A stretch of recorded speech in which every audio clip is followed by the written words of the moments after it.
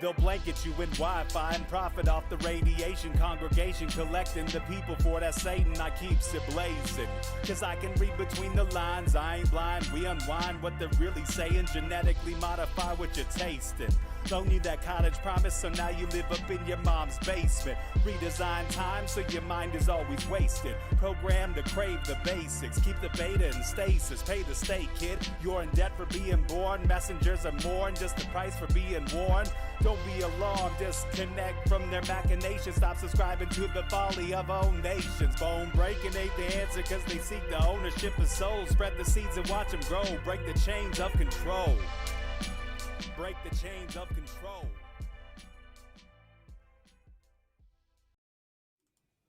Sweet eternal balance of all that is good, true, and beautiful, friends. Rogueways is very lucky tonight to have with us yet another gifted human connected to messages of source and love, and who has developed a skill of translating those messages into ways we can understand and utilize to transmute our elements into their most crystallized versions. Emily Atwood, thank you so much for coming back once again to Rogueways and sharing your gifts with us. I'm very excited to have you tonight. And how are you doing? I'm good. I'm excited to be here too. This is fun. Yay. I love it. I think last time people got a lot out of it, and I think the people who are here tonight hopefully will also, maybe they weren't here last. I'm like hoping that new people will come so they can also get a dose of the goodness, but I'm sure the universe has it worked out however it should be. So I'm sure everyone here is here for a reason, whether you're live or listening to the podcast or whatnot. But before we jump into it, I always like to remind people right now, actually, there's a huge benefit to you if you go to rogue.locals.com and you become a supporter.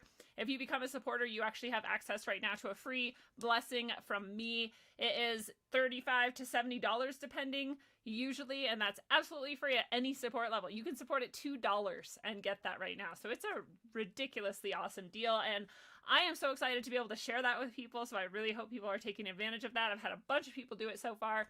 And also, Rogue at Locals is just a really good community we're building over there, and it's outside of the censorship of the big tech corporations, and it's just a really positive place where we are making it a bright winter. So go over there and become a member at least, and a supporter at best, and I hope to see you guys there. It is the best way right now to support the show and keep this all moving forward. So speaking of bright winter, Emily, I always like to ask our guests here a pointless question of the episode. And I figured I would ask you if you have any ways that you think that you can make it a bright winter, or that maybe other people could make it a bright winter for themselves as well. And basically my idea of bright winter is they seem to be wanting to make it a dark winter, and I'm like, no, we're not doing that. We're doing a bright winter. So what are some ways that you can keep things happy and light?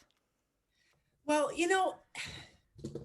so this is an interesting question. I hadn't heard bright winter before, and I love it. I was writing it down. I'm trying to make happen. Yeah, I like this thing you're trying to make happen.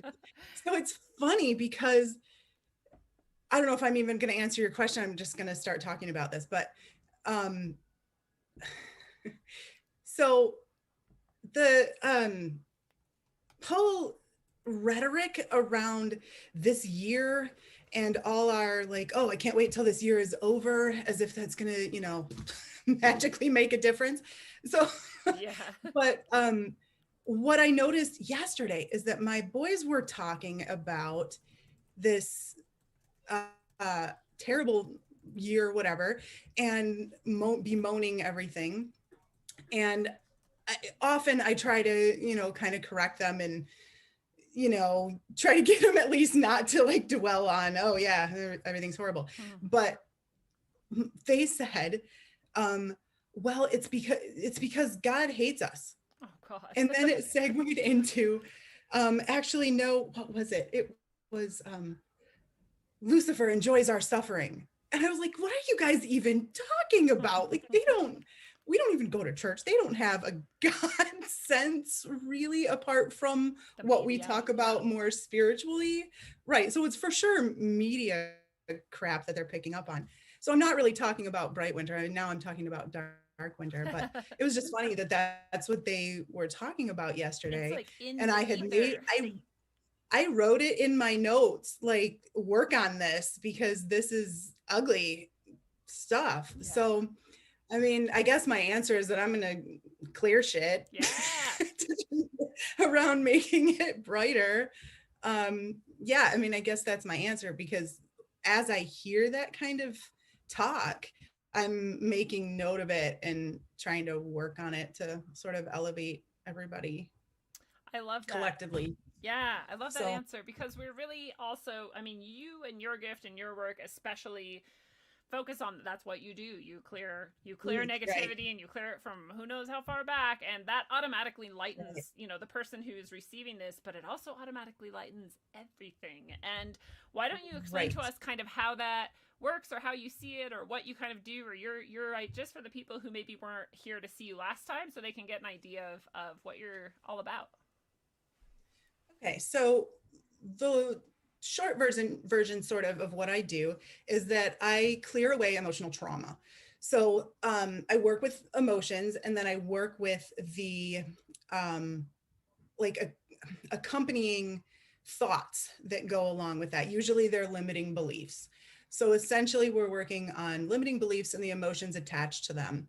And we're trying to clear away the negative emotions and the negative thought patterns so that people can start creating something different with their life instead of the more of the same. And, I mean, what does it do to us to go around thinking God hates us and Lucifer enjoys our suffering? Like, I mean, really, if we have a collective group of us going around with that mindset right now, no wonder we can't get out of where we are. So it is my goal to clear away energetic and emotional patterns as if they've never been, and we go where we need to do with that. So sometimes we need to go to somebody at age 7.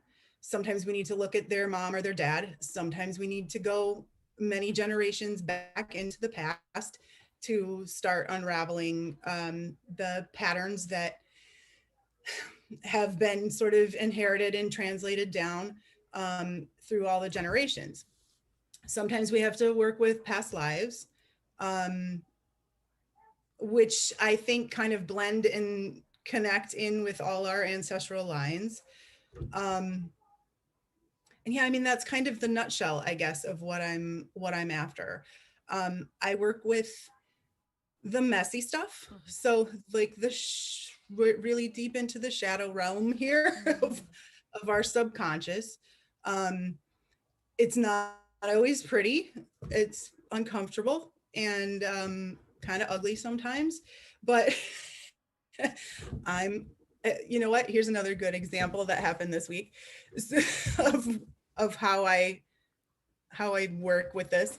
So a few days ago, my husband was finishing up a graphic novel that he'd been reading, and it was it was a Japanese graphic novel, and in the back it had like footnotes talking about stuff that had been referenced in the book. And one of the things it said was that they have a ringing of the bells ceremony at New Year's Eve in Japan. And I'd never heard of this, and he hadn't either. He was like, "Oh, you'll like this one." And what they do is they ring the bells 108 times. It's always 108. Well, Okay. because, and I didn't really know about this, but the reason was I had to do my research like I do. And there are, the way the book had written it, I think, was talking about the 108 human sins. And I was like, oh, that's a lot. I wanted, I'm going to look this up. So I looked it up, and there's this huge list of all of these things. And it was in the site that I found that listed it, called it 108. I wrote it down because I wanted to mention it if it came up.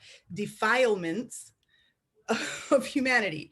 And it starts with like abuse and ends with wrath in this alphabetical list. You're like, this is what I do. And I was like, I got all excited. I'm like, oh, this is so fun. I'm gonna work on this.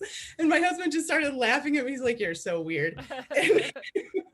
But it's fun to me to dig through that stuff and make it go away as much as I can. So because you know the value when it's gone. you've experienced that over yes, and over. yes. Like I remember last episode, people were like, "Wow, Emily's such a like badass for digging into this," and you are. And also though, I was thinking, and we didn't, Thank you. I think maybe emphasize it enough last time, is like you also get this huge benefit and blessing to doing this for yourself. And like we said, everybody in that. Anybody who is able to be in that level of service, I think, understands the amount of like goodness you feel. Like that cannot be tarnished in your soul now, you know, like and that doesn't make it any easier or like diminish how hard it is or how rough it can be or anything. It's just hopefully people see that there's like the balance going on, you know. Sometimes it's rough. Yes. And sometimes, like, especially when I can't quite get to it and I know something is off and there's something I'm just missing, that can be that can be rough. And you know, all the political stuff this year has been pretty rough, to just sort of filter through, because I'm so aware of how much of it is what everybody else is feeling and how little of it is mine, and yet I'm carrying it like it's here all the time. So that's definitely a challenging piece of it. But you know, I've also just kind of taken the approach of it to like, hey, you know what, let's banish some demons and have some fun with it. It's rad. We'll giggle as we go, you know, because it's just some of it I really feel like you can't take it too seriously or it brings you down too much. And it really all boils down to the same stuff for me, which is the emotional entanglement of it. So whatever sort of personal demons that we're working through in any capacity, it's all just about emotional freedom. Yeah. Well So said. that's, I like, I mean, you're in really good company because Rogue Ways is all about this. This is what being a rogue warrior, which all the people who listen and love the show are rogue warriors, whether they know it or not. And that's what it is all about, is walking that middle path between, like, you know, there's a lot of people who are like really just in the sort of like the love and light. And there's a lot of people who are in the like doom and gloom. And we're like, yeah, they both exist, you know, and they both have their place and we have work to do with both of them. And so we're here in the middle and we're like moving forward and dealing with it. And I love it because, and I know you want to get started, so we'll get started, but I just love that you're bringing that, I don't know, vibration, that clearing, that energy here on this plane and helping us all release a lot of this, because that's going to be what works for a lot of us. And it's amazing. There's people in the chat already commenting like, yeah, trauma work and emotional work, like that's the hardest kind of work we do, but it's also the most freeing and rewarding. it is. For sure. And you're right too, that I do get something out of it. And what I get out of it usually is that more freeing sense for myself. Relief. Because, right, for sure. Because if I have a week where I just, for whatever reason, and this does happen, where I have nobody really on my schedule, and sometimes that happens because everything really works with a divine timing. And so sometimes that week, nothing's really up, and then the next week I'm slammed. But in those weeks when I don't have as much going on, it can get harder for my like everyday functioning, because I sort of rely on the fact that I can work with somebody who's going to bring me whatever the next collective piece is, so that it can keep moving. And if I have a week where there's nobody that comes along to sort of bring me the next piece, it's just it like can building. I can feel like the tension building up to when I do. I'm like, oh man, 2 more days till there's that person, you know. So anyway, so it works for me too. I just want to mention one more thing with 108. There's 108 it happens. It's mentioned in so many things that it's ridiculous. There's 108 supposedly in the deep Gnostic tradition. There's 108 lifetimes that you get until if you haven't yet achieved enlightenment, you recycle. You go back to 0. You have no memory, no connection to any of that karma. Oh, really? Never heard that. Recycle. Okay. And then there's 108. It's something like there's 108 sun diameters between the sun and earth, and there's 108 moon diameters between the moon and earth, and there's like 108 moons and sun. There's all these 108s with the sun and the moon and the earth. There's like more than the ones I just said. I can't remember them all. And there's others. And this just so happens to be sitting here. I swear I'm not shamelessly plugging, but in my new novel, 108 comes up also in a significant way. And this thing has just like all the esoteric stuff in it. It's great. But 108, man, there's something to it. There's 108 beads on the Muslim bead counting Like thing. I forget what it's called. Prayer beads. Yeah. There's just, it's everywhere. So, but well, I very much feel like that 108 defilements, there's going to be some work done between now and the end of the year for that.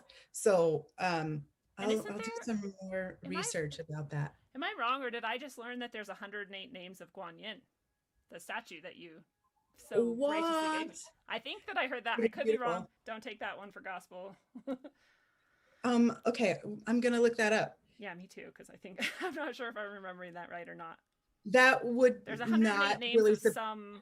Me. If it's not Guan Yin, it's like God or something, the Jewish tradition or something. I don't know. Interesting. So there's going to be some 108 business going for the next month or so. Yeah. Cool. So where do you want to start? With you. With you. I'm ready. So remember last time we talked, well, we'll catch up for people a little bit. So last time we talked about guides, spirit guides, and the angels and ascended masters that kind of guide us on our journeys.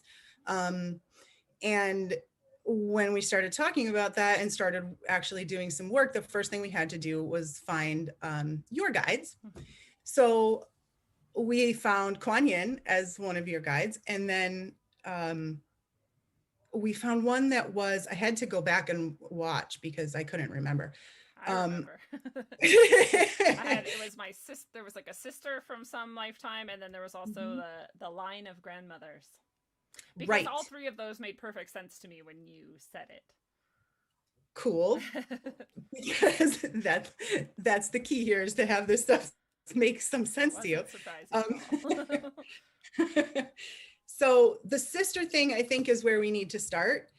And if you remember, there was some kind of vow that she had made to stay with you and work with you and help you going forward. And while that is noble and lovely, it also means that she is somewhat trapped in that spot. So, and it may be holding you back as well to have her attached to you in that way. So we're going to go ahead and release her with all the love we can. And let her go be free, and you be a little more free of that past too. So we're going to find a past life for this to do this. So I'm going to, let's see. As I do this, I'm muscle testing. And so that's what you'll see with this sort of rocking thing that I'm doing. I'm muscle testing for this will be a no, this is a yes. So as I'm going, you'll see me do that. I might also be muttering. I am communicating with my guides and your guides, and probably the sister that we're talking with here. We're going to be working with all those people to try to guide us through it. Awesome. So let's figure out where we're going first, or when, I should say.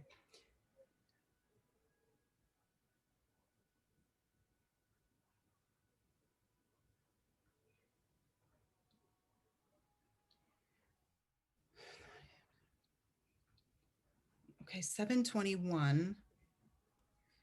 Okay, BC. Wow, she's been with you a long time.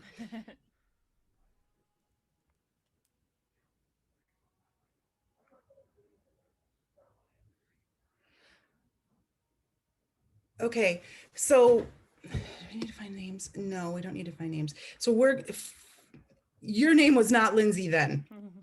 So I'm getting a no that it's you, but it's you. I'm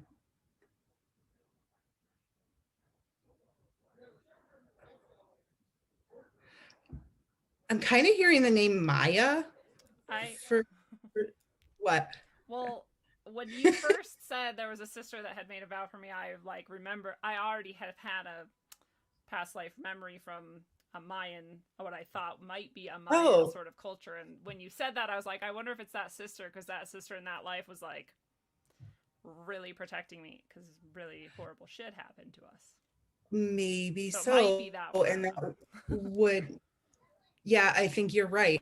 Okay. It's not her name. It's who you guys were. Okay, interesting.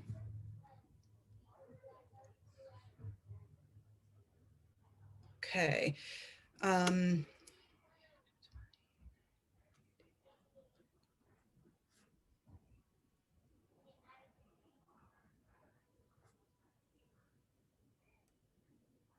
okay. So I've got, you were 18 and she was 19. So she was your older sister, which of course makes sense as she would have been. Definitely there's a protective vibe around this.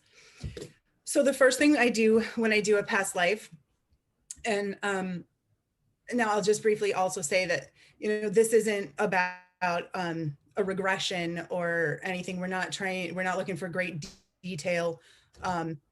We're just trying to clear everything away as sort of like streamlined as we can. If we need more information, we'll get it. If we don't, we'll just move on. So the first thing I do when I do a past life is to clear sort of the one or sometimes a couple emotions that are tying the people involved together. So sort of like an attachment cord or something along those lines that is kind of what keeps it stuck. And so once we release that, we're able to then start making it dissolve. And then we'll do you and then your sister sort of separately for whatever pieces that they both need to free them from the rest of it. So we'll start with the both of you together.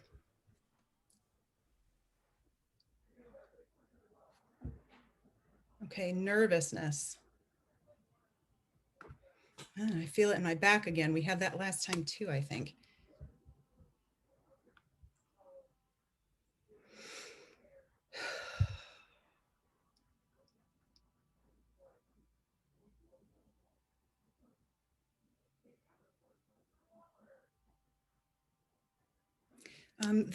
The worst is coming.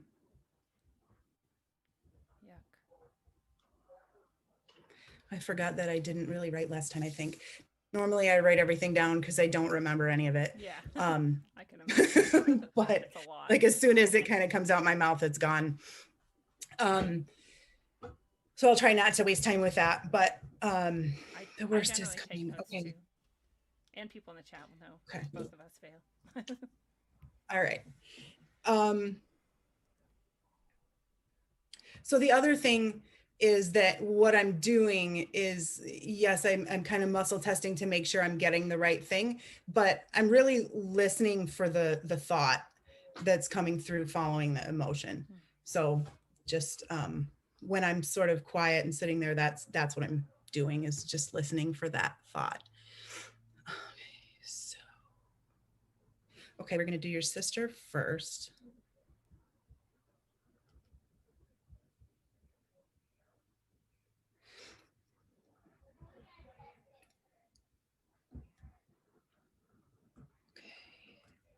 Anxiety,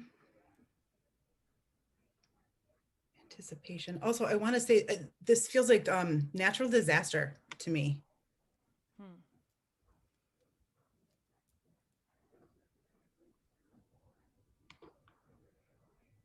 Volcano, even maybe.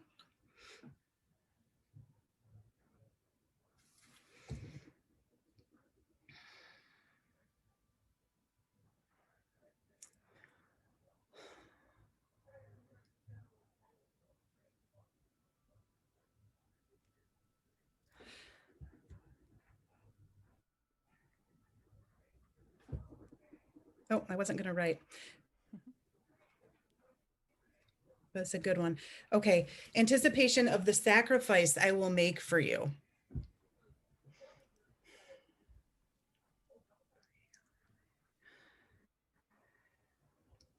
Sadness.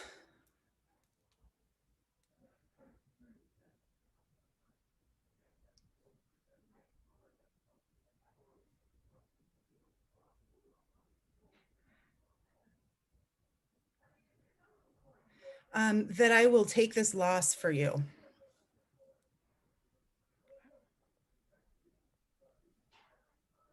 that's all for her.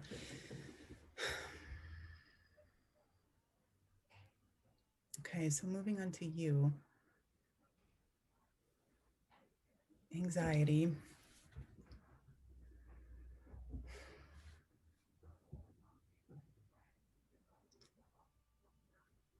Okay, also anticipation.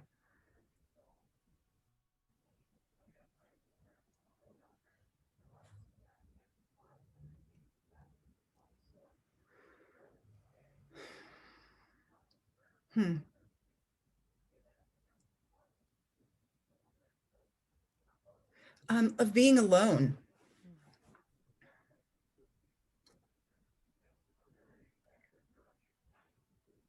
Okay, crying.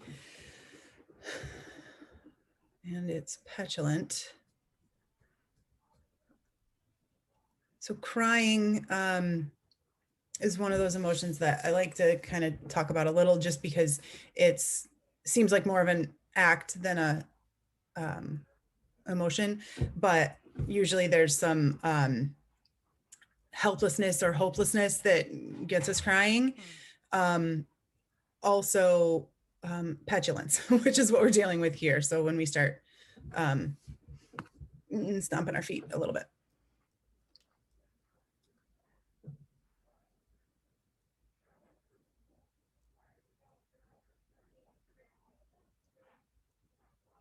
Okay, I can't bear to know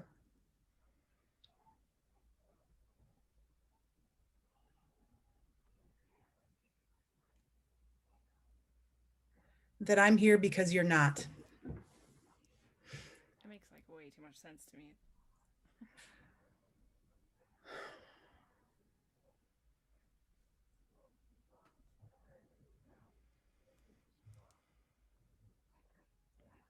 Okay, I think that's all. All right, I think we can jump to the line of grandmothers. Wow. Ready? Yeah. Thank you. Okay. So I guess you can kind of see there why she maybe needed to be released from that level of dedication. Yes. Because that's a lot of self-sacrifice and that kind of stuff. So so that's good. Is there anything else we need to do for her? No. Okay. So the grandmothers. Let's see how many generations we have to go back. We know there was a big long line of them, so could be interesting.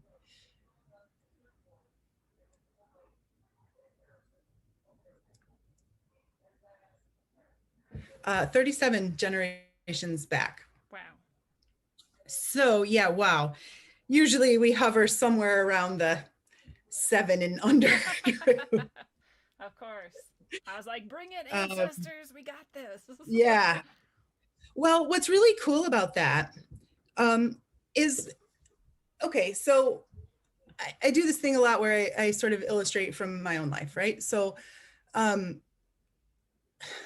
so if we think about our grandparents in general, so my grandparents, I have on my mom's side, my grandfather survived D-Day as one of 17 out of 160 in his battalion. He never talked about it. And he drank too much and he was unhappy. And I do believe that he was empathic, and I cannot imagine how that would have been to be empathic and have no way to ever process that or understand that or any of that. And then he came home and married my grandmother, who then lived with an alcoholic for, you know, the next 50 years. And he did stop drinking, but he was still curmudgeonly. Yeah, if you don't heal, it doesn't really matter if you drink or not. You're still doing that. Right. So he was, you know, that was sort of her trauma, I guess, was living with him. And then on my dad's side, we have my grandparents. My grandfather was a minister, and my grandmother was a teacher for a short time. Whoops. sorry, was complaining for a short time. Not complain. Where did I even go with that? She was a teacher for a short time. She was a teacher for a short time. That was what the text message said, something about complaining in it. So she was a teacher for a short time, but then she married my grandpa and became a preacher's wife. And she was a very shy woman. And so it was that was hard for her. Yeah. Then as she, as they grew up and everything, or not grew up, but they had children and everything, my dad was 15 years older than his little sister. And when she was 5 years old, she contracted encephalitis and was hospitalized for like a year, like a long, long time, and started kindergarten in a wheelchair and had to relearn to walk and talk and feed herself and everything. And while that was going on, my dad's younger brother, who was 2 years younger, he was a senior in high school at the time, developed testicular cancer and died. And it was like all that at once. So there's that trauma on my dad's side. So then we can go to my husband's side. I'm going somewhere, I promise.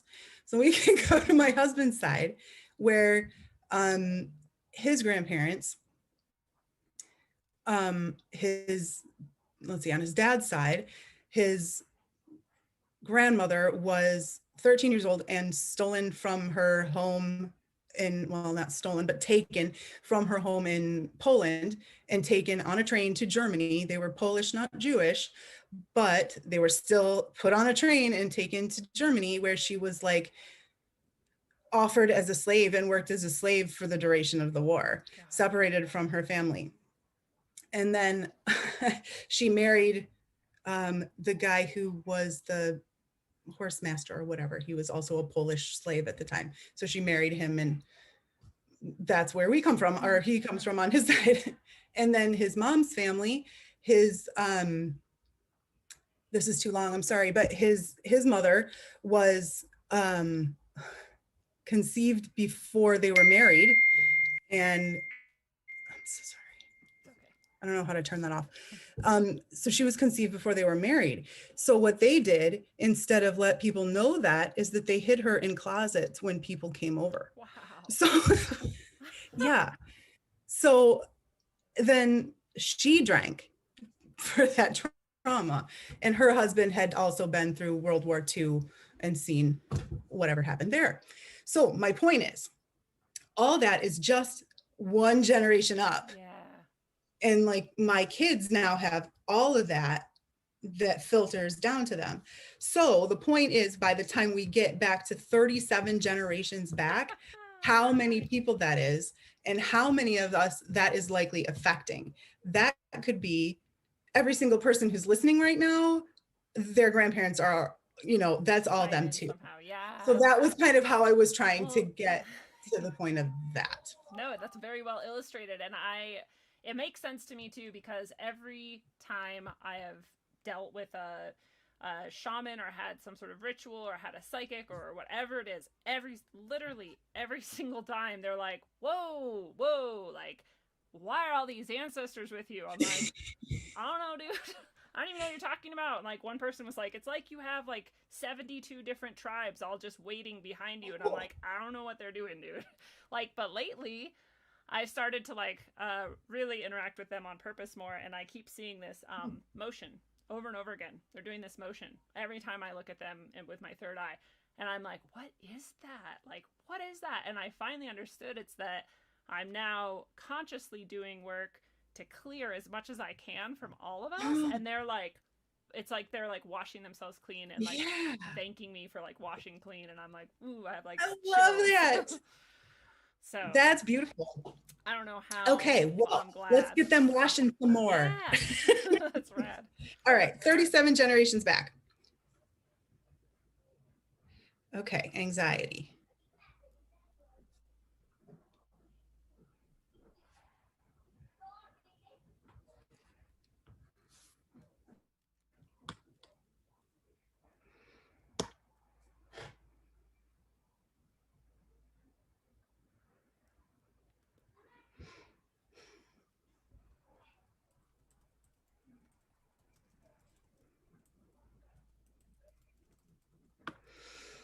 I keep forgetting I wasn't going to write.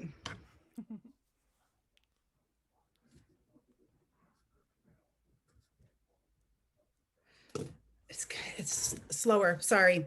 So I got anxiety, fearful that the weight of all this is so heavy on my shoulders.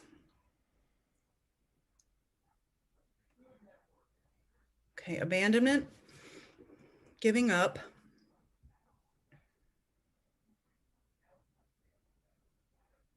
on being able to shed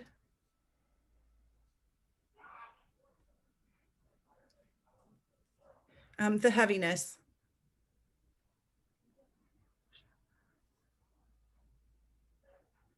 of my life.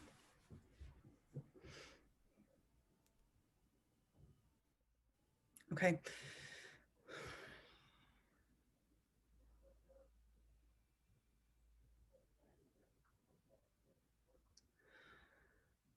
Okay, 27 generations back.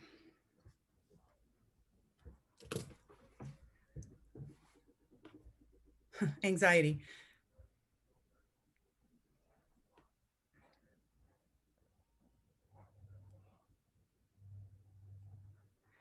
Okay, fearful that everything seems to slide back onto me.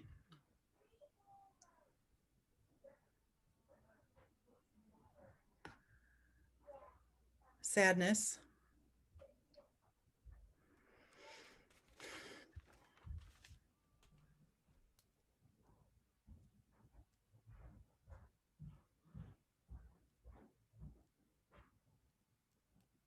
That I can't control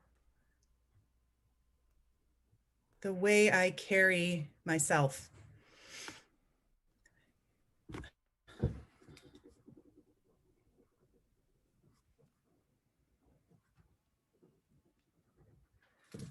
Okay.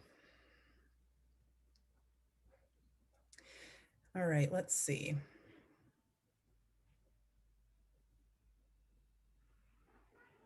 Okay, 33 generations back.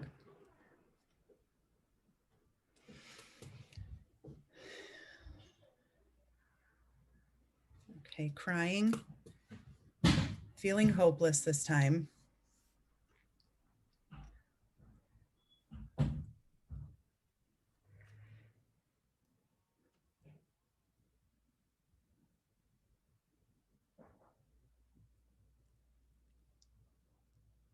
Okay, that I could shed the burdens I've been given.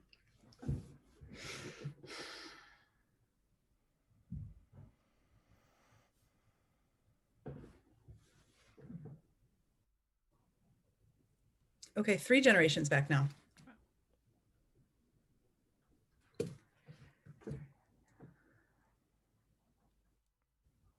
Crying, petulant,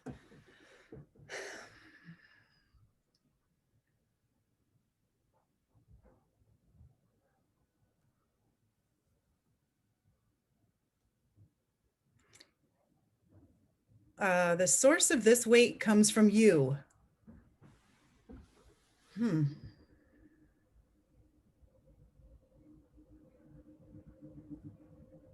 trying to figure out if we need to know who you might be. I don't think so.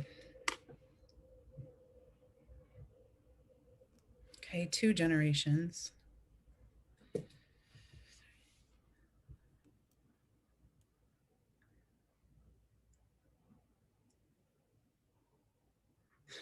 We've got petulant crying again.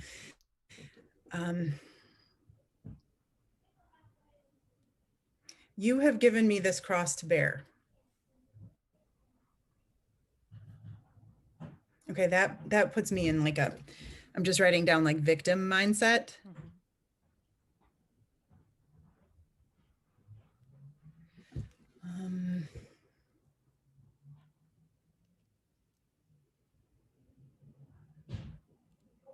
Okay, we're doing 3 generations again. It's a different. It's someone different, but still 3 generations back. Oh, maybe the other side of it, right? Hmm. The who's the you. Oh.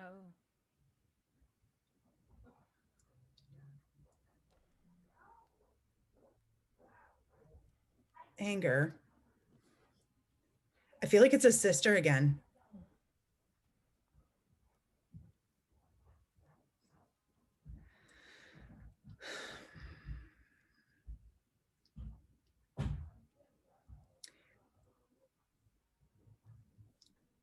That the ties between us can never be cut.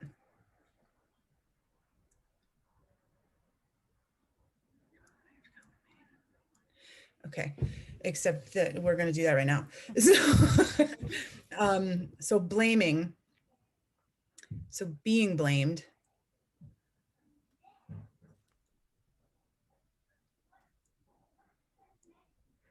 because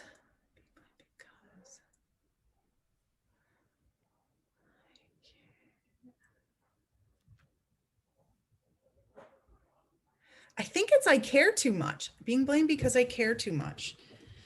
Is there anything we need to do to cut that? Okay, we need to cut whatever that is. Do we need to look at sisters? Is it another past life thing? Let's just do cut the ties between them. So let's just cut, that's our intention. Crying.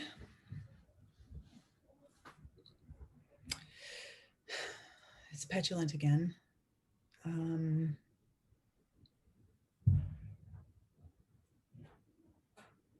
I can't keep fighting you.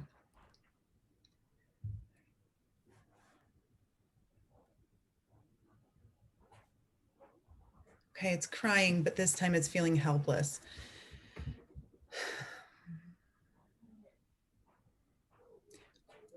Over the depth of my devotion,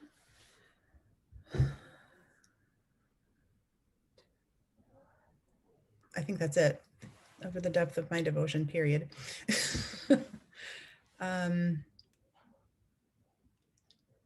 Okay, that's all. But that's interesting. We came back around to another devoted sister situation. Okay, there is some more for the grandmothers. We're bouncing back to that.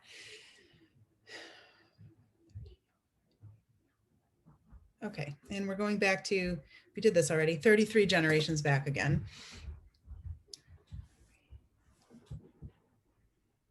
Oh my gosh, the crying. Feeling hopeless this time.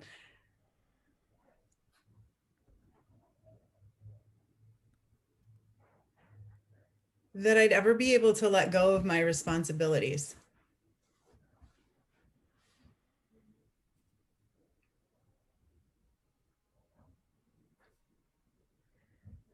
Anger.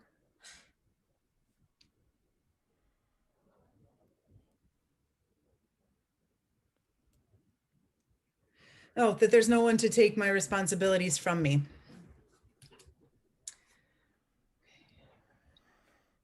Okay, that is all I'm getting for the grandmothers. Any more for this? Any more for this? Okay, anything here? All right. Let me see. Okay, there is one more thing for you. And I'm kind of excited about this because I sort of saw this coming a few weeks back. And I was going to reach out to you and say, oh, I think I have to do this work for you. And then I like got distracted and didn't. And now here it comes up again. And it came up earlier today and I was like, oh yeah, that thing.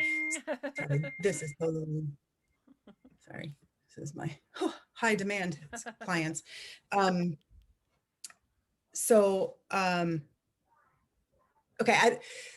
I don't know if you're familiar with the concept of a Hara line. Is that something you've ever heard of before?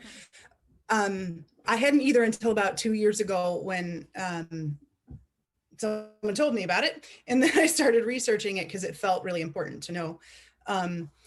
So basically, you know how in our sort of energetic bodies, we have the chakra system, right? So there's the 7 energy centers that are spinning and when they're healthy spinning. And And then there's the auric body, which also like the 7 layers that we want to have nice and smooth and happy all the way out. And then the hara line is sort of like the energetic spine. So ideally when it's healthy, I picture it almost like a golden rod running through us. So ideally when it's healthy, it goes all the way down to the center of the earth and all the way up to the heavens, or at least like as high as somebody has sort of ascended and enlightenment wise. So it should be centered within the body, and it should be centered, forward, backwards. It shouldn't be too far left, right, forward, backward. And it should be, going perfectly straight. So when this first came up, I worked like almost everybody that, I talked to was doing this for. And then it started kind of coming back up again about 2 or 3 months ago, maybe, where I was like, oh yeah, that thing. And then it was a bunch of people I had to do it again for. But I have had them be upside down and twisted and backwards and like split off and all kinds of jagged and all kinds of different things that have happened.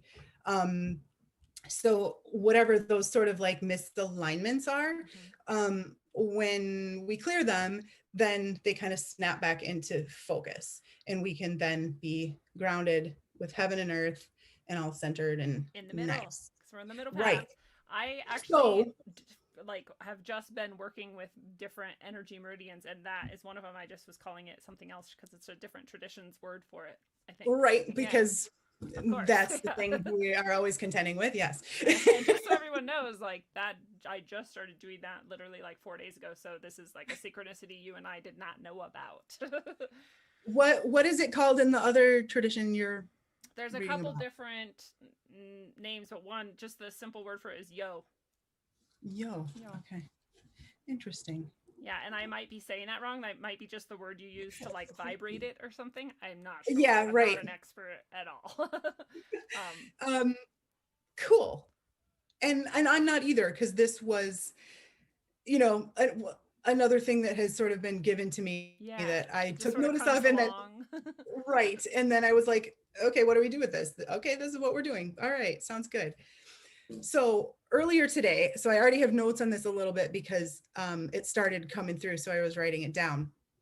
So for you, your hara line is fragile in 2 places. It's aligned forward, so we want to get it more centered. And I got bisected in 3 places. And then the interesting one is that, so it's not attached to the earth the way it's supposed to be.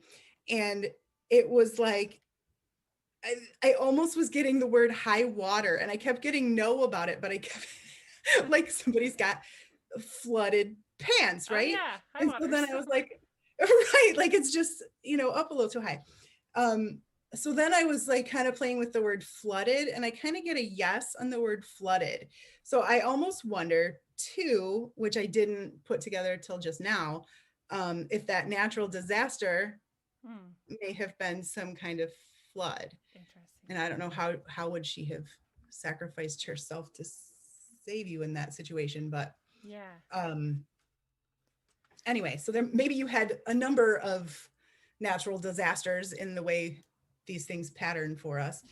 But anyway, so those are the sort of 4 directions we're going to go. We're going to clear those away, and then you should be nicely aligned and grounded.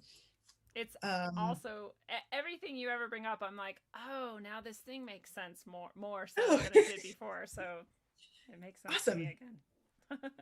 All right, we're going to start with aligned forward. And, I do this just like I do anything else, where I clear whatever the emotional trauma was that's made it not be aligned where it's supposed to be, and it snaps back. So, so that's what we're going to do.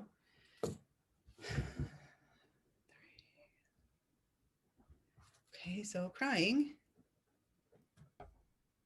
feeling hopeless,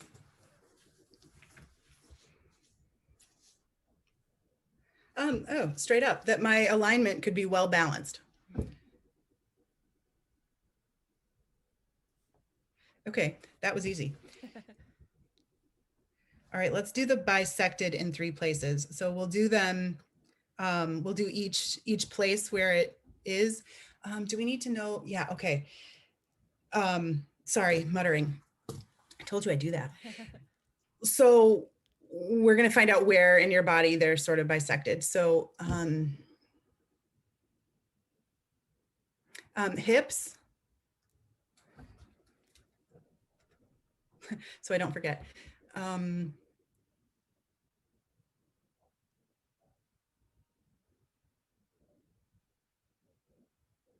Like behind, parallel with your heart.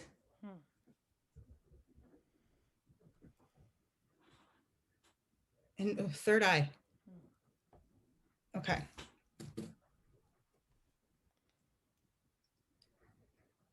So we'll start with hips.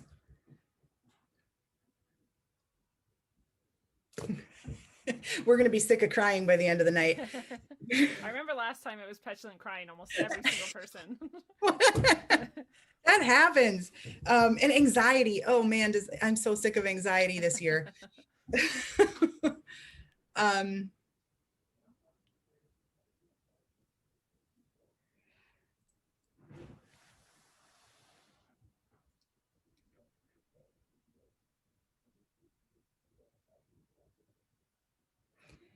Why won't my body cooperate?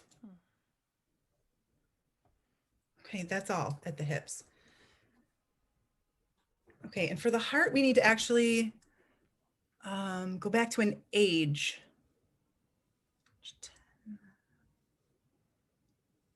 Age 7.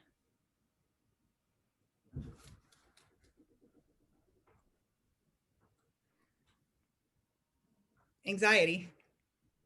Hey, sometimes what I wouldn't give for a horror. Yeah.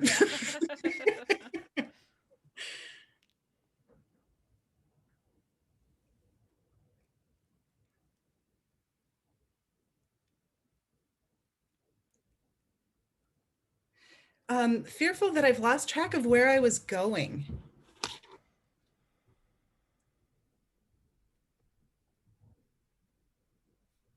Anger.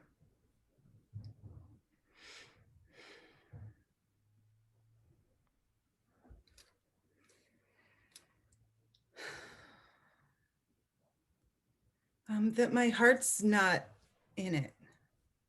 My heart's not in it. Yeah. For a 7-year-old.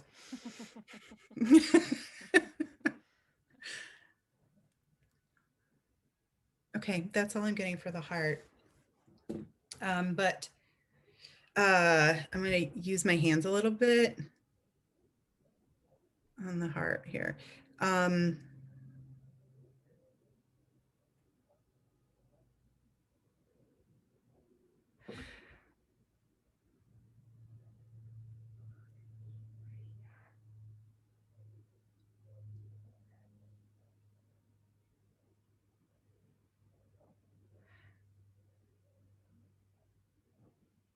Okay, so this is,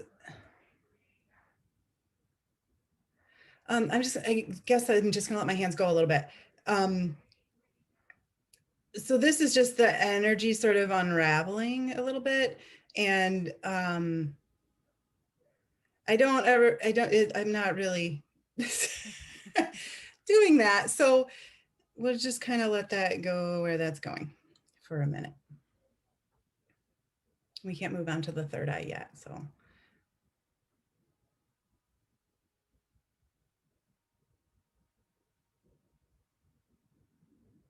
Sorry, this is going to be really boring if someone's only listening.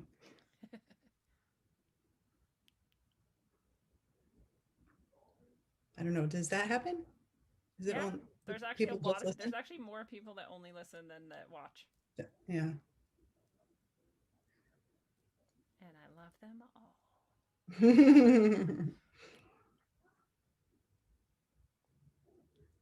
Well, so right now my hands are kind of pulsing back and forth with the energy that needs to be shifted here. Oh.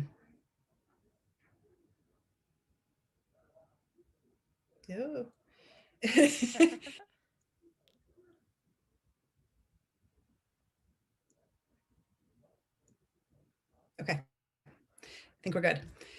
All right, so I don't know if any people in the chat are like, I felt that. I'm like, I felt that. So everybody's feeling it. Awesome. Yeah, it's weird. Sometimes like that one wasn't too crazy strong, but sometimes it's like I'm gripping a ball and I couldn't move my hands for anything. So anyway, that one was a little more tame than that, but okay, so let's see. Third eye. Yes, we can do the third eye now. Okay, so crying, feeling hopeless, that I could see the world the way I want to. Man, I like that one. I'm writing that one down.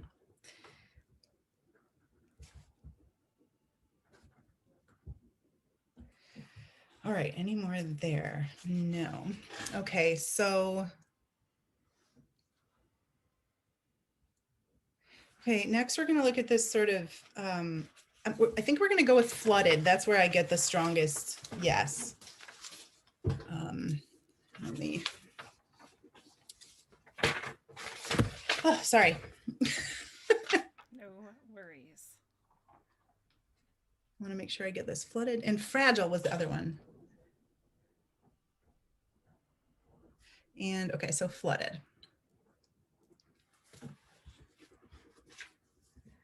Crying and petulant.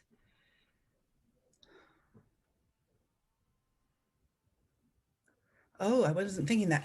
That I can no longer bear to take in any more information.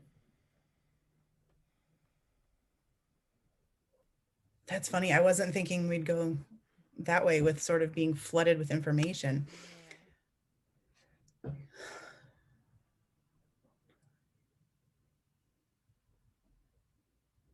Damn, petulant again.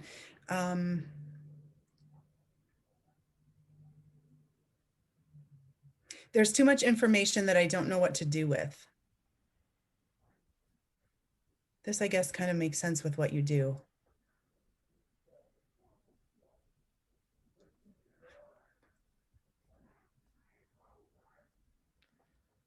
Hatred.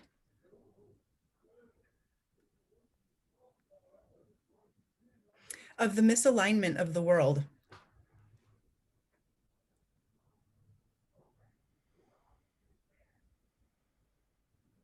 Sadness.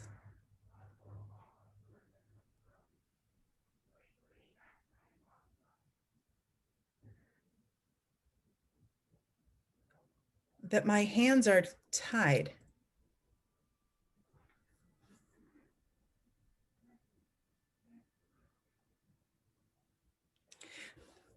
That seems like something we might want to follow up on, doesn't it?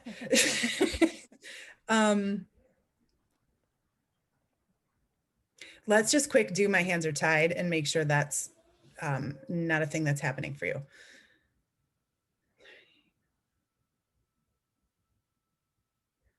Grief.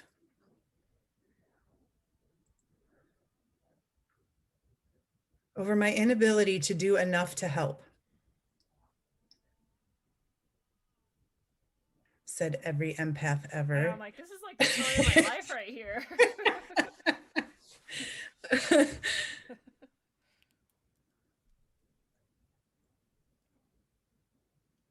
Nervousness.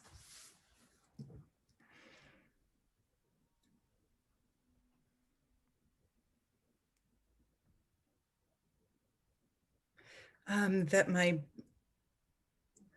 my breakdown will be obvious to everyone.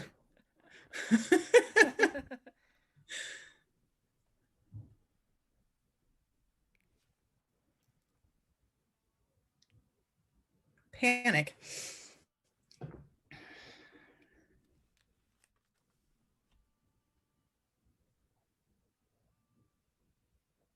that I am trapped and frozen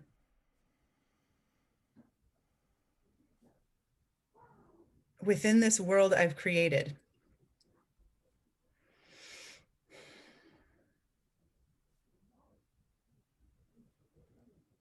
Okay, we can move on. Any more for the flooded piece? No. Is it going all the way down? Okay. We're going all the way down now. All the way up, all the way up. All right. So let's just, this next piece was the fragile piece. So let's just strengthen it while we got it where we want it. So it was fragile in 2 places. So we'll just do it in 2 chunks. Anxiety. Fearful that I break too easily. Anger. That I can't seem to hold my body together.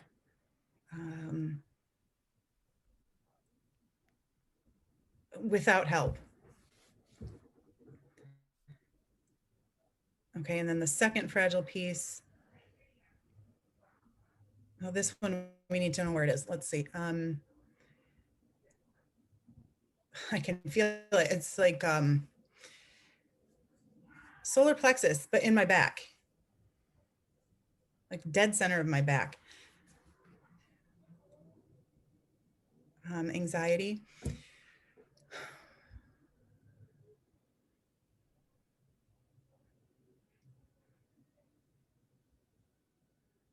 Okay, fearful that my strength will fail me. Okay, and crying. Petulant. I'm too easily broken. Okay.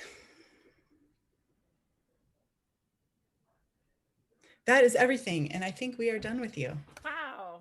Thank you so much. I You're feel so welcome. much lighter. My body is like buzzing and I'm like, Oh, yay. that's very Good. nice. That's wonderful.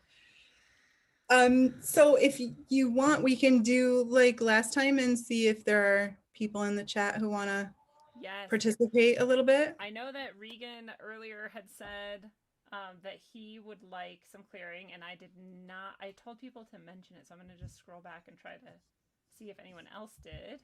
I actually think we can start with Regan if that. Awesome. Yay, Regan.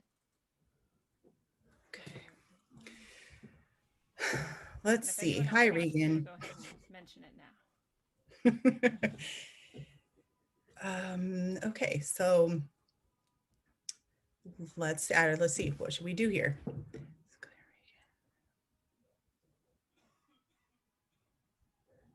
Okay, we're going to do Regan.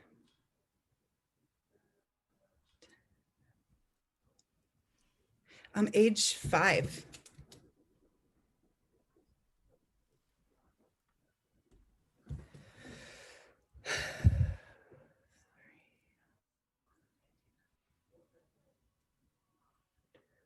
Okay, rejection.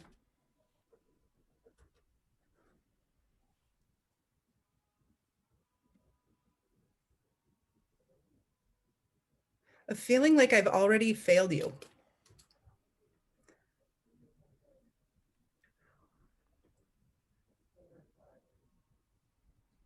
Anger. That I can't build myself back up after this failure.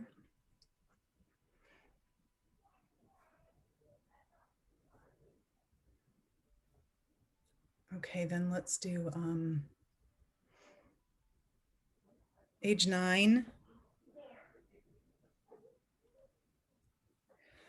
Okay.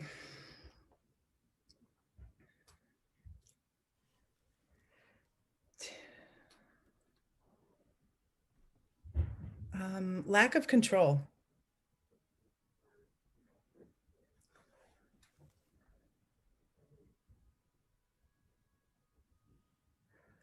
Over anything in my world.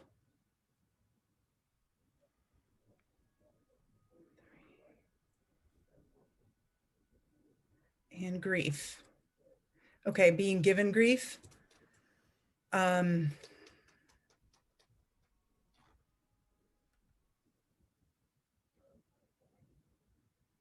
Okay, I almost feel like there's a dad thing going here.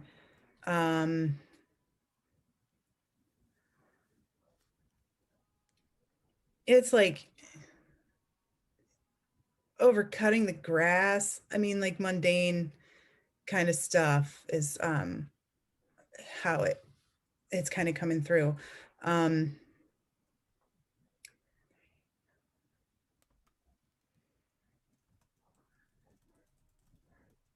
Sadness that I'll carry this failure with me always.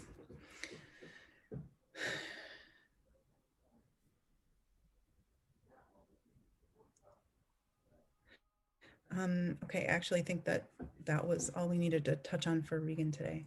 It's interesting because someone just asked in the chat, "Is this a collective reading or whatever?" And I was like, "Well, it tends to be collective." Yeah, right. Right now we're doing Regan, but even as you were doing it, I was like feeling different things in my own self, and I was like, "Yeah, let that go." Yeah, and you know that's an interesting piece of this too, because the way we're all doing this, not everybody who's listening is going to get a chance to do this, especially if they're listening to it, you know, a month from now. Right. Then, but my guess would be, just from my experience and having done this a long time, that there will be something in here that people will be able to relate to, that is, you know, specifically for someone else, but for all of us. Yeah. And I was just thinking, like, I wonder why, like, some ages or sometimes way back and sometimes right now almost, like, why that's coming up. But then that's probably part of it is like, well, for this person, first of all, this is the most important thing. But then also for as many people as are connected to this moment in the future or Right. now or whatever, that's also important for them. If that Yep. makes sense. For sure. Yeah. Well, we had three people. I want to just see who was first. So first we got. Well, let me speak to that real quick. The priority thing. So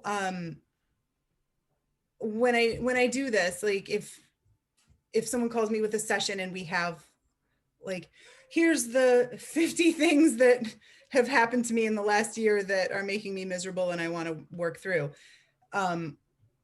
We will always go through that and prioritize which one to work with first.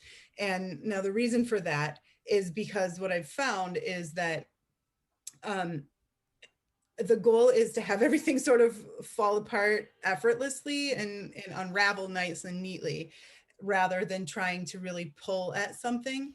So you know, it happens pretty frequently that someone calls me and they're like, I want to talk about this. And then in the course of, you know, the next 10 sentences, they say something else that ends up being like, well, actually, sorry, we have to start there. Yeah. Right. It makes So, and what often happens is that we start there and then we go through this and it unravels into things, and then they bring up something else and it ends up wherever. And by the time, that's kind of almost how we know we're done, is when we get to the thing they brought up first. So it's just, I've learned to really trust that particular part of the guidance, because I see how much easier it is to do it when I follow the leader on that one. That makes a lot of sense to me. It's the same So, like when you're untying literally a knot and you're like, yeah, it seems like I should pull here, but actually I have to like do this weird thing over here, and then now it's just untangled, but I was pulling on turn it over a few times. Yeah. Totally get it. Yeah. So if you want to read off the names that I can quick muscle test and see where we go next. So we have Dakotas Moonblade, we have Four World Peas, we have Gordon, and we have Matt F. Matt F. Okay. Awesome. Let's see where we go. Okay, 4 generations back for Matt F. Dad's side.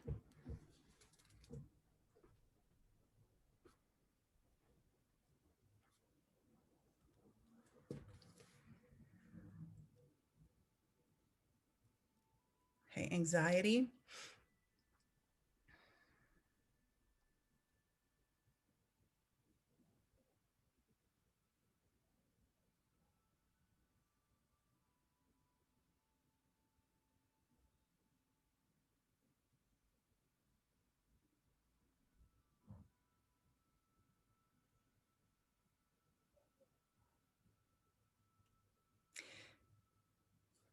it's about my mind. Fearful that my mind,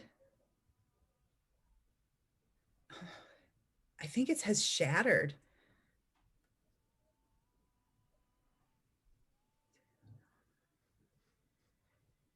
Another anxiety. I'm fearful that I don't know how to put myself back together.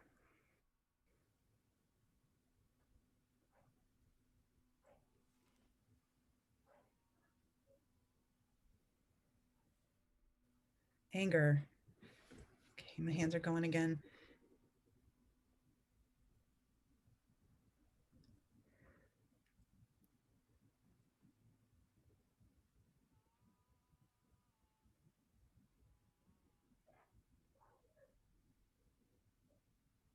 Okay, it's anger that the unwelcome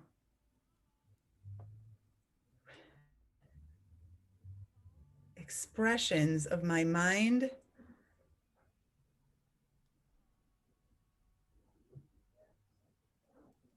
are too confusing.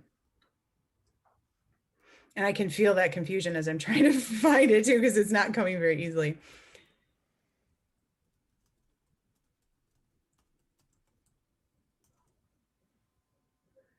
Nervousness.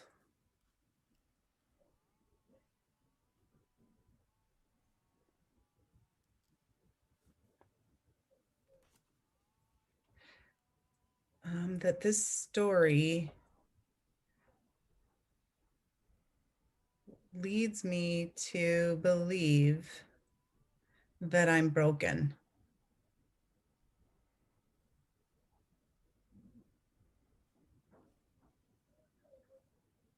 All right, we're going to let this kind of keep unraveling with my hands, but move on to 3 generations back now.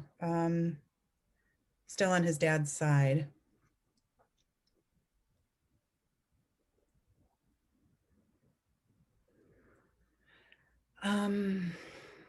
Nervousness.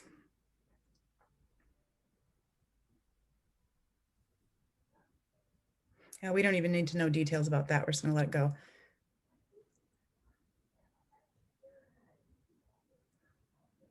Despair.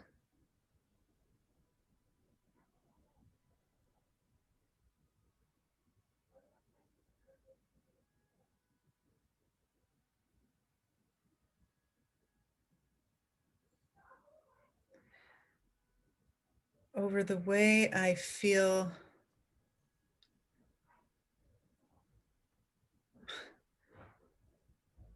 this electric pulse. All right, we're going with it, but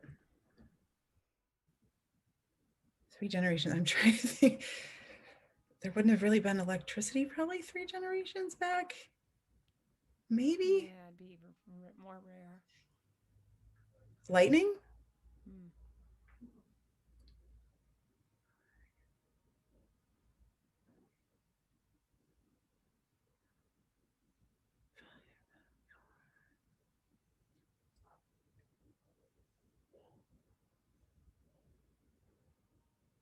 Hey, guess what? We got horror. You asked for it. Here it is. Oh dear. Um,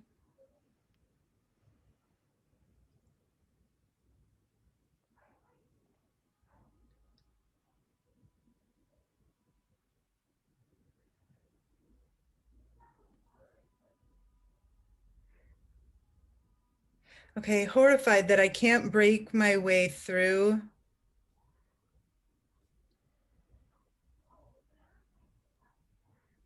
this door.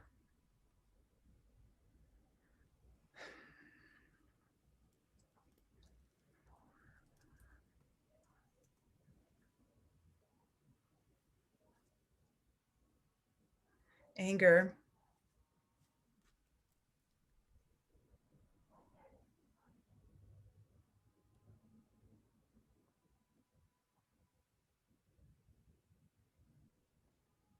That I've been trapped by a world that wants me dead.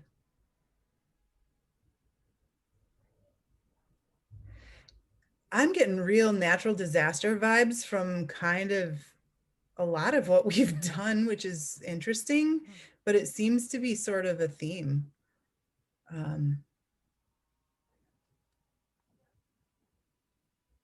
Like that brings me to sort of, I don't know if this is what happened.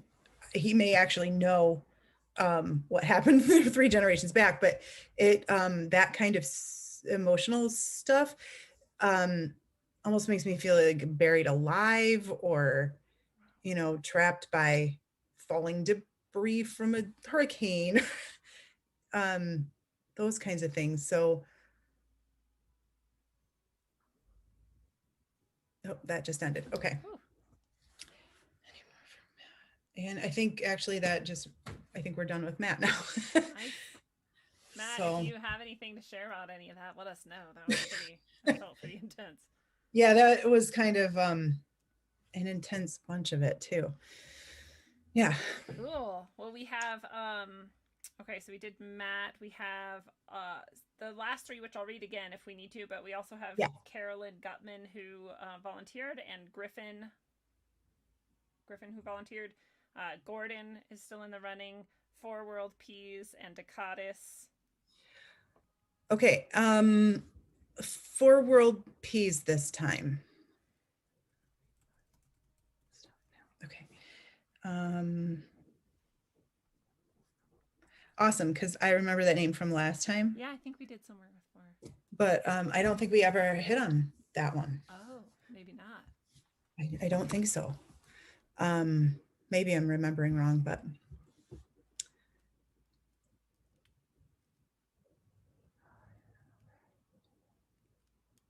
Okay, I guess we're just jumping in. I've got blaming.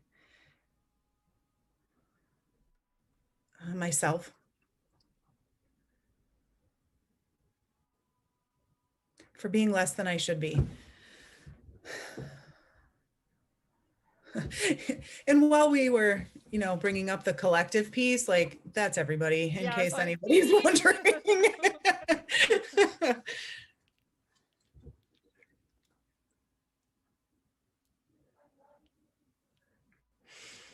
Sadness. That my sense of self has been diminished. Good word.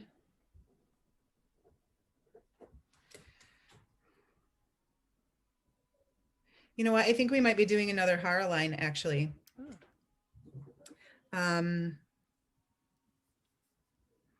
Okay, let's go ahead and do that. So I think that it's the horror line has been diminished, so that's one of them. See, aligned center, no, aligned right. And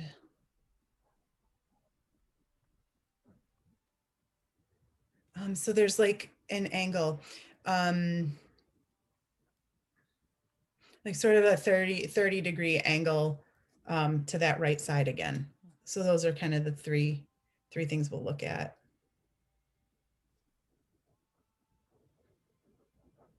We'll start with a 30 degree angle. Anxiety, anticipation of feeling like I'm right. That's why we're going that direction. Right. Okay, I think we got it snapped back level anyway. So let's get it back to the center. So we'll do the aligned right part. Anxiety, fearful,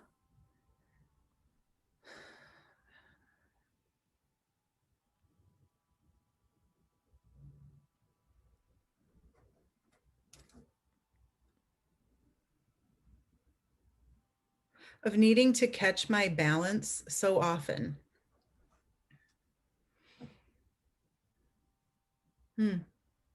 Okay, that's good now too. We're getting where we want to be. So now the diminished piece is the one we need to do, where we're gonna sort of brighten it up and get that light back in it.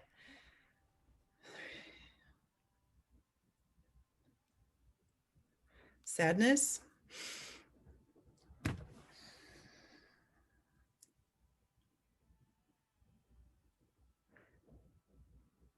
That I've let myself be run down.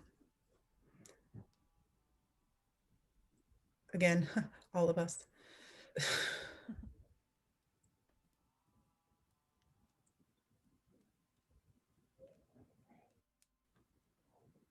Sadness again.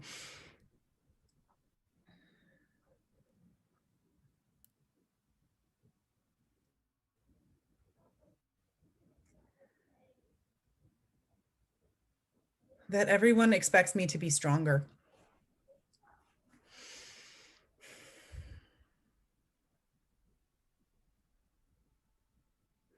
Okay. I think that might be all. I think that might be all there. So thanks, that was cool. Yeah, you're plenty strong exactly how you are. Four world peas. Oh, my notes say that we have, man, I have like 4 pages of tiny writing notes already. We have, okay, so we still have Griffin, Carolyn, Gutman, Gordon, or Dakotas. Griffin.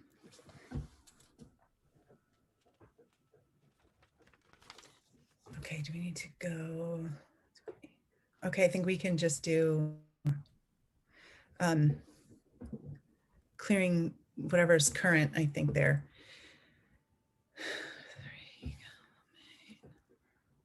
Crying, petulant,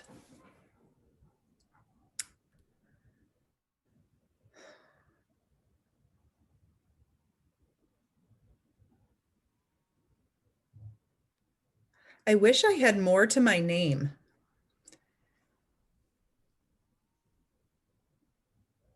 Okay, now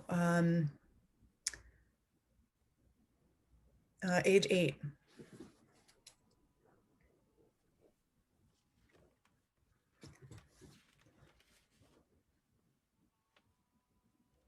Anxiety.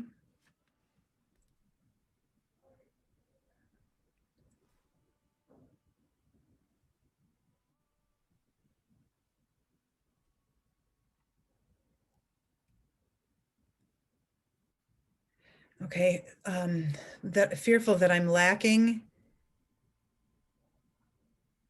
in everything important.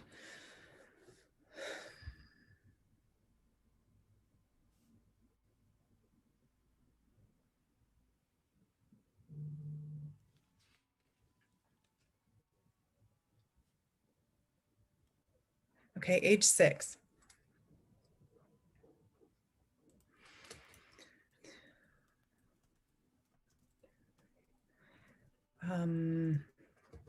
Lack of control over all my faults.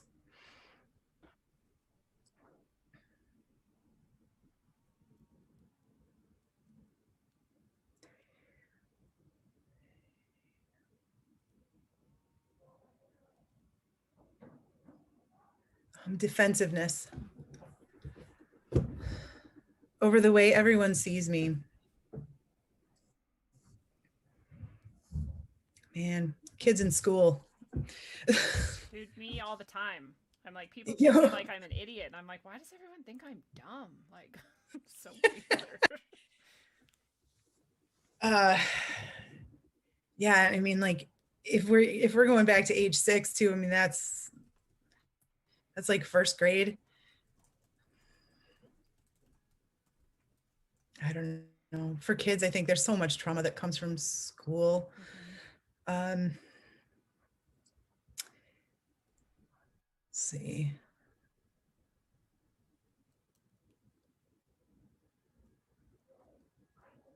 That might be all for Griffin. Yeah. Okay, I think that was all there. I related to all of that. Sure. Yeah, I mean, me too. That's the thing is so much of it is very relatable. You can very easily get into the shoes of these kinds of things. For sure. Um, okay, so we have, and I know that we are giving ourselves, we're being good with our boundaries, and we're giving ourselves just another, like, well, maybe we'll just do like one more and then does that feel good? That works for me. Yeah, I was checking what time it was. I know last time we Yeah, hit like 3 hours or more. I don't even remember. It was a long one. yeah, it was like 2.5 maybe. Yeah, it was long. So so we'll do one more and just try to keep it under 2 hours at least. And we have now gotta save something for next time. Yes, exactly. We have still Carolyn Gutman, Gordon, Decatus, and now Solomon, who jumped in as well. Okay, I think it's Decatus.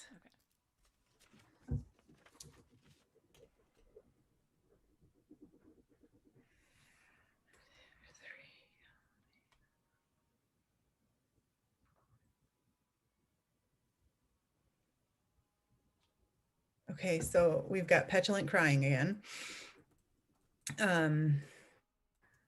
We are a petulant crying crew here. Again, I will say that is, like the anxiety, also very collective to this year. There's a lot of sort of foot stamping and that kind of thing going on. Yeah. Yeah.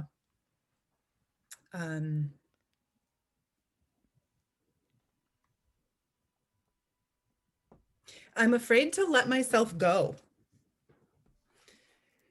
Okay, and let's see. Age 26. I hope he's not 24 or something. We're jumping forward in time. Weird.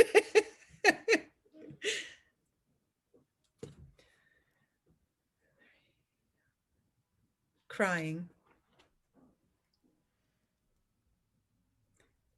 Petulant.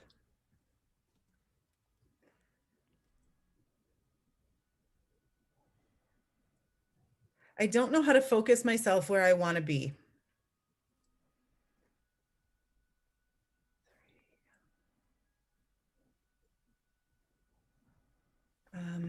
Sorrow. Okay, so we've got a deep grief then.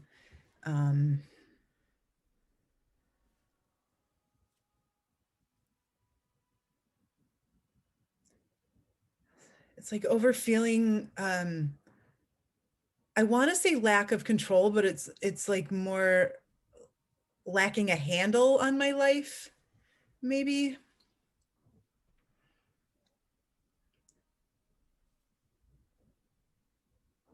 Okay, now we're going age 24.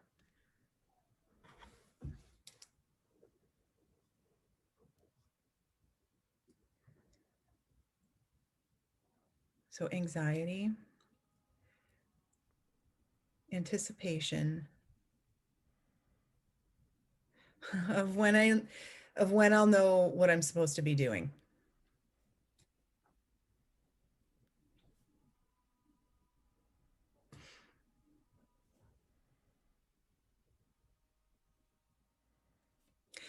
Okay, so I think this is a good place to wrap up, actually.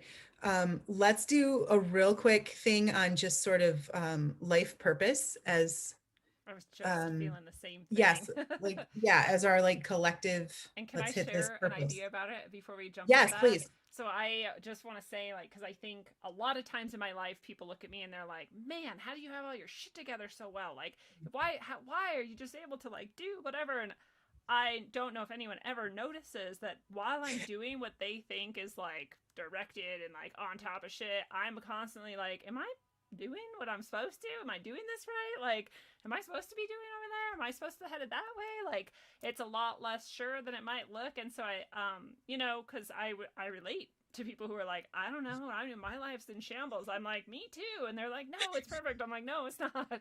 So, and I thought like my purpose was to teach, and it was, and I did that until it wasn't, and now I'm doing something else, and now my purpose is this until it's not, and then it's gonna be whatever. So there's something to like there's, you're always, the purpose is to be exactly who you are, exactly where you are. And I just saw this thing by Ram Dass. It was really cool.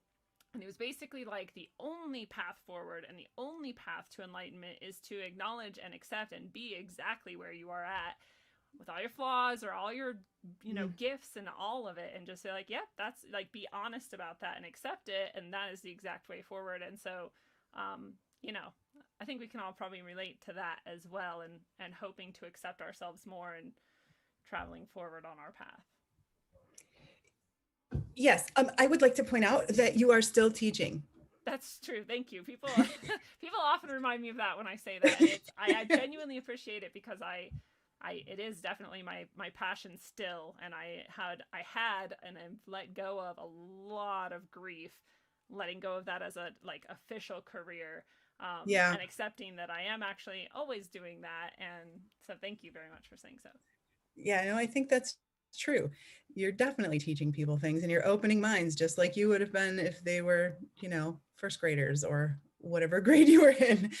I'll also say a word about how people tend to think I have all my shit together too. Because that is a thing that I get a lot, because when I'm talking with someone, I am, advising and guiding and doing that kind of stuff. But man, I'm also running around talking to people. I've got people texting me while, I'm sitting here, that it's coming in all the time. I've got 3 kids on top of me. Like, it's not always that I am able to just be peaceful and serene. Yeah, and that you just know everything. And like, no, and I get frustrated, and I yell at my kids, and I have all those things that people, I think, tend not to associate with me. Yeah. I have meltdowns over dumb stuff. Like, it happens. So anyway, yeah, and I do try to dispel that when it comes up, but I have a lot of shit together, but not all of it, and not all the time. So anyway, let's do a life purpose thing, and then we'll kind of wrap up. Rad.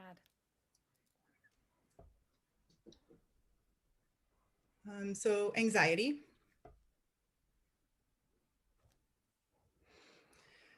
Anticipation of finding the one thing that completes me.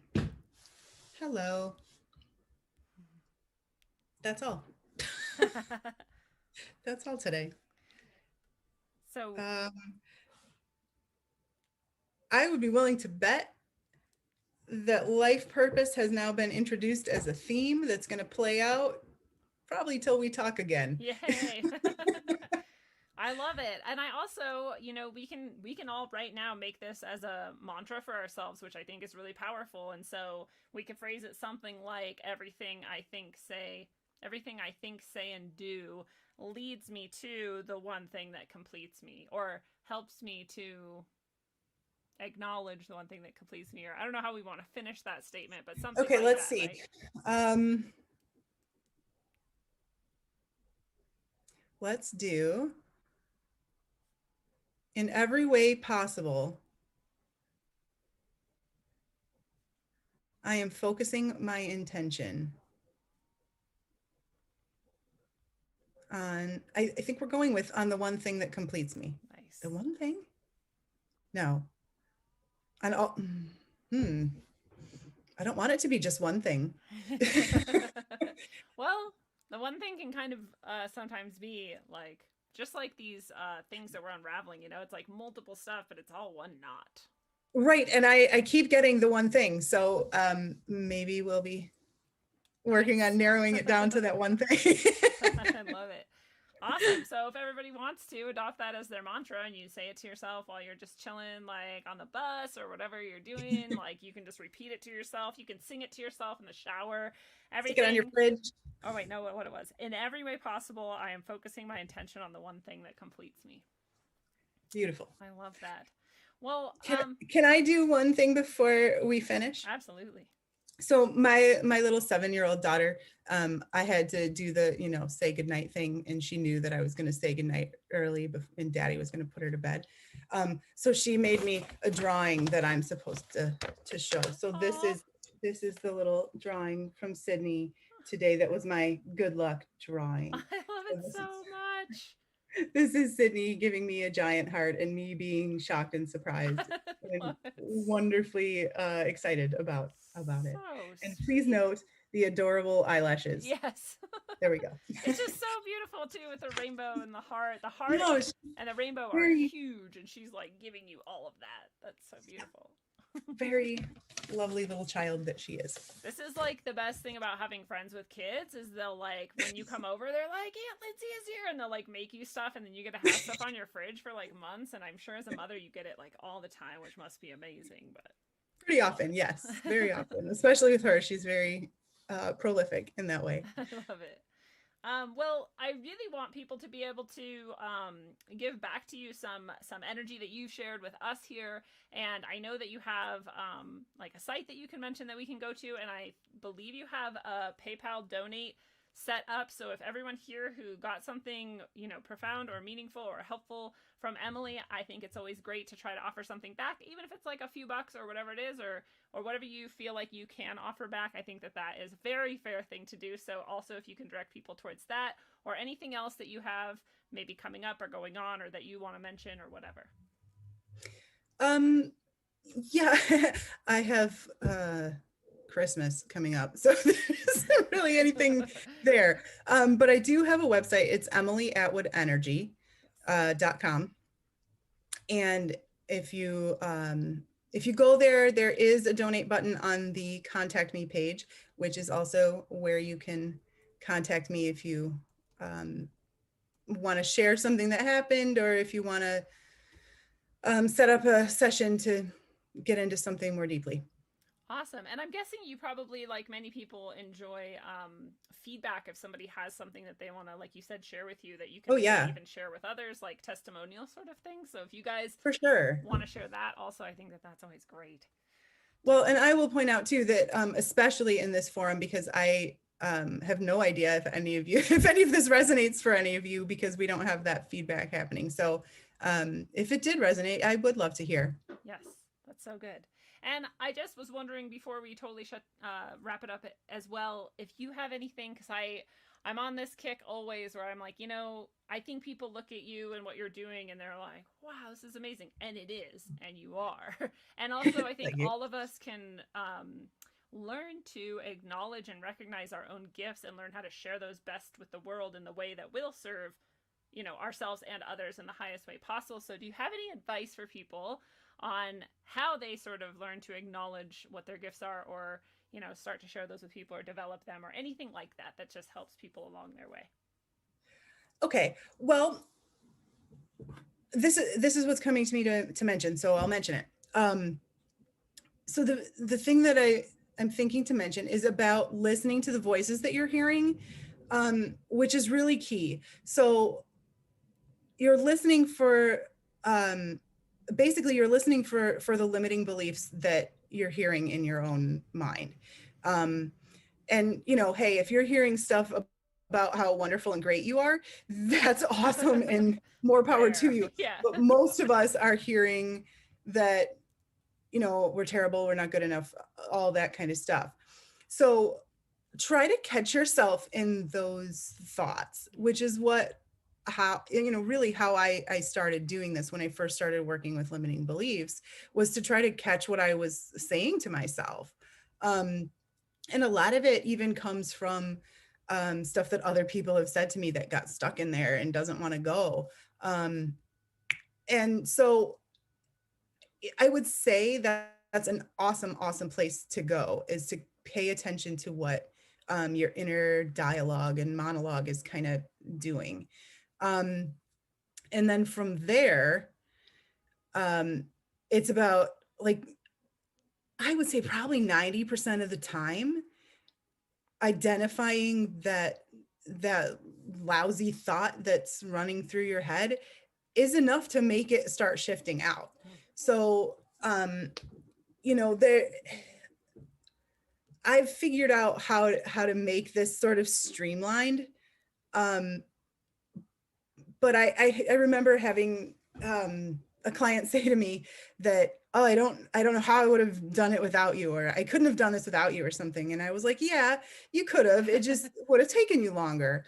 So I guess that's kind of my biggest piece of advice about it is to pay attention to those things that you're saying that are keeping you down. It's fantastic advice. And I agree that process leads you towards ever more like flourishing and opening of whatever it is your sort of one thing that completes you is. That's right. That's and don't sit there saying to yourself, I'll never find that one thing. I'll never find that one thing. Yeah, don't do Turn that. it around to, I've got that one thing. It's right here. Absolutely. I am getting there. Today, lately I've been saying like, I'll be like, man, I have a bad memory. And I'm like, nope. Like I'm transforming into somebody with a better memory, right? Because I can't lie to myself and be like, I have a great memory, because I know I don't. But if I say I'm transforming into someone who has a better memory, or I'm transforming into a positive memory, or whatever it is, that starts to feel, I'm like, yeah, that can be true. I like every day my memory is improving. Ooh, that's a good one too. So I like that one. Every day this is getting better. Perfect. Yes, and these things, that's why mantras are really helpful too, because if you pick one and you're focusing on it, then that starts to become that thought by default. So if you're one of those people who has a harder time like making the negative thoughts stop, you can at least just like inject more positive ones. Right. And it doesn't have to be a full stop. It doesn't have to be going from, I don't know where I'm going, to, oh, I know exactly what's happening next. Just like every day it's getting easier to figure this out. Yes, that's awesome. Baby steps are okay. Absolutely. Well, thank you so much for sharing all of that with us. And do you have any final words that you want to leave people with, or ideas or thoughts that came to mind that you didn't get out yet, or anything like that? I think I'm good. That was a good wrap up. I liked that. That was very, very nice.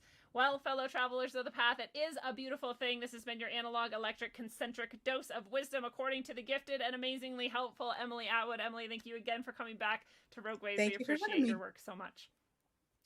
Thank you. Well, inside the deepest well, we find the key. And inside the darkest cave, we find the answer. Against our most difficult struggles, we find ourselves.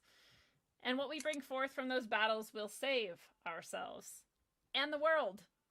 And until you finally save the world, travel well, aim for balance, and always look inside first. Mwah. It's a one-on-one lesson. Make your dome hurt while up on earth. My bones are blessed from holy dirt. Vibes manifested to words that told me search for verbs and adjectives to describe birth. Worth more than one can speak. While the tongue beats a weak, a sour taste in your mouth, bittersweet. Words can also kill you when you sleep. Mind condition, low frequencies while the subconscious mind listens. I can tell a vision filled with lies disguised as truth, and spread it like the word to the youth. Watch the tube. A place where the God gets booed is sorcery. To recreate a God forgery does more than meets the eye. Not too many know. Just hear me flow like the eye of Horus Penny, yo. Yeah, not ready to leave until we believe we're free to go. You hear me, yo?